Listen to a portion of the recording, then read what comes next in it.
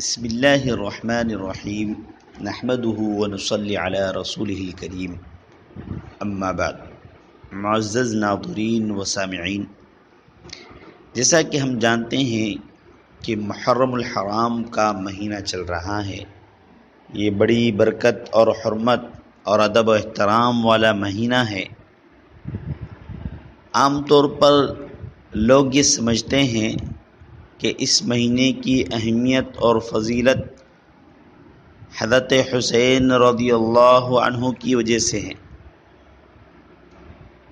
حالانکہ اس مہینے کی حرمت اور فضیلت اس سے کئی زمانہ پہلے سے چلی آ رہی ہے۔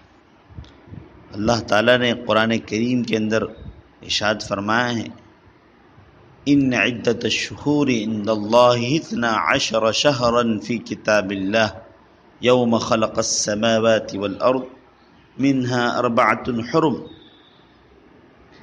کہ اللہ کے نزدیک مہینوں کی تعداد 12 مہینے ہیں جو اللہ کی کتاب یعنی لوح محفوظ میں اس دن سے نافذ چلی آتی ہے جس دن اللہ تعالیٰ نے آسمانوں اور زمینوں کو پیدا کیا، اور ان 12 مہینوں میں سے 4 مہینے حرمت والے ہیں۔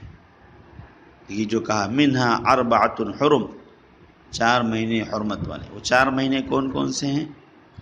ذی قعدہ، ذی الحج، محرم اور رجب، یہ 4 مہینے۔ تو ان کی اہمیت اور فضیلت حضرت حسین رضی اللہ عنہ سے نہیں ہے بلکہ سالوں پہلے سے۔ روایت کے اندر آتا ہے کہ حضرت ابراہیم علیہ السلام کے وقت سے چاند کی جو 4 مہینے یہ حرمت والے سمجھے گئے ہیں، ذی قعدہ، ذی الحج، محرم اور رجب، یہ 4 مہینے۔ تو ان کی اہمیت اور فضیلت، ان کا ادب و احترام والا ہونا، اس کو تو قرآن کریم بھی بیان کرتا ہے۔ تو جو یہ سمجھا جاتا ہے کہ حضرت حسین رضی اللہ عنہ کی وجہ سے ہے، یہ صحیح نہیں۔ دوسری بات کہ اس مہینے کو ماتم والا مہینہ کہتے ہیں اور ماتم کرتے ہیں، سوگ مناتے ہیں حضرت حسین رضی اللہ عنہ کی نام سے، یہ صحیح نہیں ہے، اس لیے کہ مرنے والے پر سوگ منانا، ماتم کرنا شریعت نے اس کی اجازت نہیں دی، اور شریعت نے یہ بتایا ہے کہ 3 دن سے زیادہ کسی پر سوگ منانا جائز نہیں۔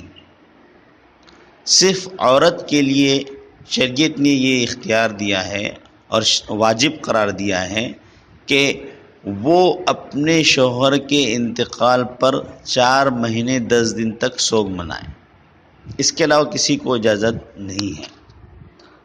تو کسی کی وفات پر سوگ منانا یہ صحیح نہیں۔ پھر حضرت حسین رضی اللہ عنہ کی وفات اور شہادت پر ہی کیوں سوگ؟ اس مہینے میں تو حضرت عمر رضی اللہ عنہ کی بھی شہادت ہوئی ہے۔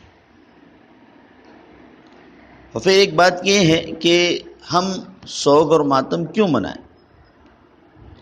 اگر مرنے کی وجہ سے منائیں تو یہ بھی صحیح نہیں ہے۔ ایک تو یہ کہ شریعت نے منع کیا، دوسری بات یہ ہے کہ اگر ایک طرف ہم حضرت حسین رضی اللہ عنہ کو شہید کہتے ہیں، اللہ نے ان کو شہادت کا درجہ دیا ہے، تو شہید کے بارے میں تو اللہ تعالیٰ قرآن کریم میں فرماتے ہیں بل احیاء ولکن لا تشعرون، کہ جو اللہ کے راستے میں، اللہ کی راہ میں قتل کر دیے گئے، ان کو تم مرے ہوئے مت سمجھو اور مرے ہوئے مت کہو، بلکہ وہ تو زندہ ہیں۔ تو جب وہ زندہ ہیں تو ہم ان کا ماتم کیوں کریں؟ تو زندہ جاوید کا ماتم نہیں کیا جاتا۔ ایک بات اور یہ ہے کہ اس مہینے کو لوگ نحوست والا اور بے برکتی والا مہینہ سمجھتے ہیں، یہ بھی صحیح نہیں ہے، اس لیے کہ اگر یہ نحوست والا مہینہ ہوتا تو آپ صلی اللہ علیہ وسلم اس مہینے میں نکاح نہ کرتے۔ آپ صلی اللہ علیہ وسلم کا پہلا نکاح حضرت خدیجہ رضی اللہ عنہ سے 10 محرم الحرام کو ہوا۔ تو اگر یہ نحوست والا اور اس مہینے میں کوئی خوشی کا کام نہیں کر سکتے، تو حضور کیوں فرماتے ہیں؟ حضور صلی اللہ علیہ وسلم نے تو اس مہینے میں نکاح فرمایا۔ اب اگر کسی کے ذہن میں یہ سوال آئے کہ حضور اقدس صلی اللہ علیہ وسلم کا یہ نکاح نبوت سے پہلے کا ہے، یعنی نبی بنانے سے پہلے کا ہے، تو ایک بات یاد رکھیں کہ اللہ تعالی کسی بھی نبی سے نبوت دینے سے پہلے بھی کوئی ایسا کام نہیں کرواتے جو شان نبوت کے خلاف ہو اور گناہ کے زمرے میں آتا ہو۔ لہذا آپ صلی اللہ علیہ وسلم کی نبوت سے پہلے کے بھی جو کام ہیں وہ بھی کسی گناہ میں شامل نہیں ہے، لہذا آپ کا نکاح کرنا بھی صحیح ہے۔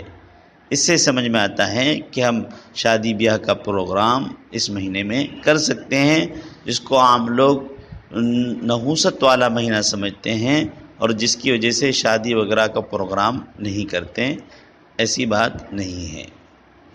اللہ تعالی ہم سب کو دین کی صحیح سمجھ نصیب